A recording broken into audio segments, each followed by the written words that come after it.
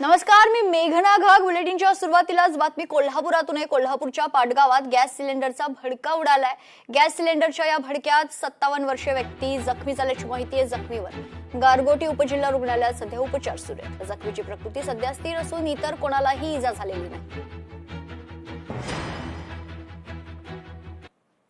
धुळ्यात सध्या मुसळधार पाऊस सुरू आहे. अनेक भागात पावसाचं पाणी शिरले. महापौर मायादेवी परदेशी यांनी आजची पाहणी केली आहे. धुळे जिल्ह्यात अतिवृष्टीचा रेड अलर्ट देखील जारी करण्यात आला असून प्रशासनाला सतर्क राहण्याच्या सूचना देण्यात आल्यात. पोलीस मुख्यालय, गरुड कॉम्प्लेक्स, जिल्हा रुग्णालय तसेच इतर काही भागांमध्ये पावसाचं पाणी शिरल्यानं व्यापाऱ्यांचं प्रचंड मोठं नुकसान झाले. परिस्थितीची पाहणी करण्यासाठी महापौर मायादेवी परदेशी यांनी महानगरपालिकेच्या अधिकाऱ्यांसह नुकसानग्रस्त भागांना भेट दिली आहे.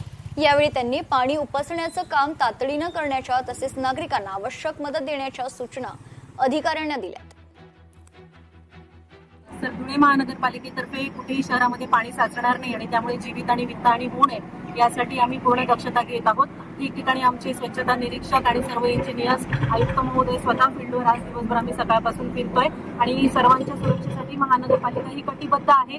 तरी नागरिकांनी देखील आम्हाला सहकार्य करावे. पानी घुस रहा था, वो अतिक्रमण भी हमने साफ करवाया और जेसीबी मशीन मंगा के कई लाखों लीटर यहाँ पे पानी भरा हुआ है, तो वो हम बहुत तीव्रता से निकाल रहे हैं और जहाँ जहाँ पर भी हमें बुलाएंगे वहाँ पे हम जाके जो भी हमसे होगा उतना हम काम करेंगे.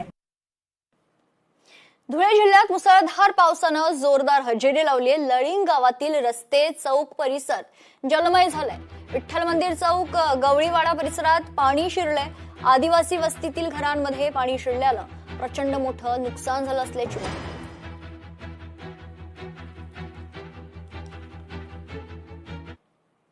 धुळ्यातील निमगुळ गावाला अतिवृष्टीचा मोठा फटका बसलाय. बोरी नदीला आलेल्या पुरामुळे मोठं नुकसान झाल्याची माहिती आहे. गावातील पूल, प्राचीन मंदिर, बसस्थानक पाण्याखाली गेले. शॉपिंग सेंटर, घरांमध्येही पुराचं पाणी शिरलं असून शेतांमध्ये पाणी साचल्यानं पिकं नष्ट झाली आहेत. बाजारपेठेत पाणी शिरल्यानं व्यापाऱ्यांचं देखील नुकसान झालं असल्याची माहिती.